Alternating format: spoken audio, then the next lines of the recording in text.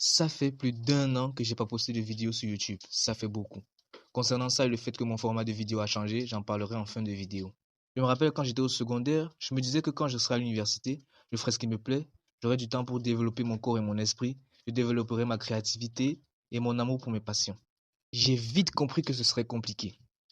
Comme je faisais infographie et web design, je croyais que j'allais esquiver les maths et la physique. Et dès le premier jour, on m'a vite rassuré. Vous allez chercher le point G du plan Q. Les gens sont allés faire médecine. Je voulais montrer que je suis trop original. Ça, c'est que ma chance, c'est ça, mon frère.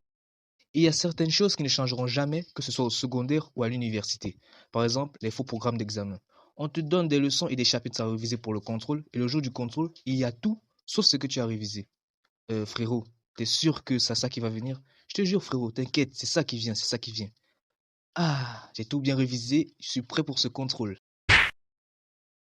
Aussi, un truc qui ne change pas, ce sont les surveillants.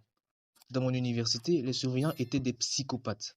Tu es en classe tranquille et puis tu vois des yeux à la fenêtre. En fait, ils se cachent pour récupérer les objets non appropriés que les étudiants sortent pendant les cours, comme des écouteurs, des téléphones, des couteaux ou des kalachnikovs. En général, ça allait. On n'avait aucun problème réel avec les surveillants. Il y avait juste un surveillant qui était horrible. Pour ne pas donner son nom, on va l'appeler Jean Bosco. Une fois, il y a eu une coupure de courant qui a duré 1 semaine dans la ville à cause d'un générateur qui a brûlé, un truc comme ça.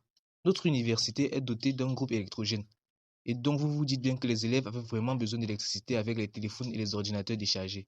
C'est à ce surveillant d'allumer le groupe électrogène. Il ne le faisait jamais. J'ai eu des camarades, tous différents les uns les autres. Il y a une camarade qui me parlait toujours de spiritualité, d'élévation de l'esprit dans le cosmos, etc., etc. Un jour, elle m'a dit que si je vois la vie positivement, toute ma vie sera positive. Et si je fais le contraire, toute ma vie sera négative. Donc, selon moi, ça signifie que si un matin, je suis dans un esprit très négatif, je peux échouer à un contrôle très important, recevoir une mauvaise nouvelle et me faire frapper par la foudre. Il y a aussi un camarade qui est nul en tout. Français nul, maths nul, programmation web nul, anglais nul, nul partout. Mes frères, il y a bien une activité que tu maîtrises.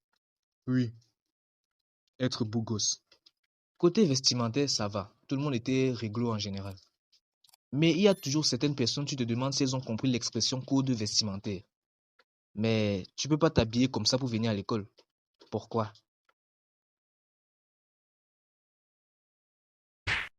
J'ai pas vraiment eu d'amis durant mes années de BTS. Ce n'est pas que je suis renfermé ou quelque chose du genre, c'est juste que je n'ai pas trouvé quelqu'un qui partage mes valeurs et avec qui je m'entends bien.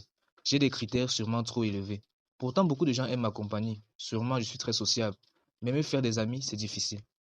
Mais c'est très bien d'avoir des critères, sinon on a des amis bizarres. Euh, tu es sûr que ça va? Concernant les retards, même s'il y a plus de liberté à l'université, c'est pareil qu'au secondaire. Désolé monsieur, il y avait les embouteillages. Désolé monsieur, mon réveil n'a pas sonné. Désolé monsieur, j'ai eu un accident et je suis mort. Oui, je sais, c'est la deuxième fois cette semaine, ça n'arrivera plus.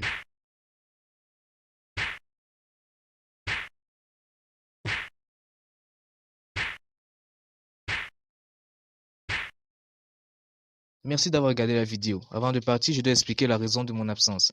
En fait, mon ordinateur s'est complètement foiré et je n'arrivais plus à continuer les vidéos parce que justement, j'avais pas de matériel. Sans oublier l'école qui me prenait trop de temps. J'utilise mon téléphone pour faire cette vidéo et j'aime bien dessiner. Bon, c'est vrai que sur un téléphone et en plus un téléphone un peu moins qualitatif que le mien, c'est difficile de faire un truc plus poussé. Mais j'espère vraiment que la vidéo vous a plu. Si c'est le cas, partagez-la, likez, vous connaissez. Et je vous dis à la prochaine les gars. Ciao.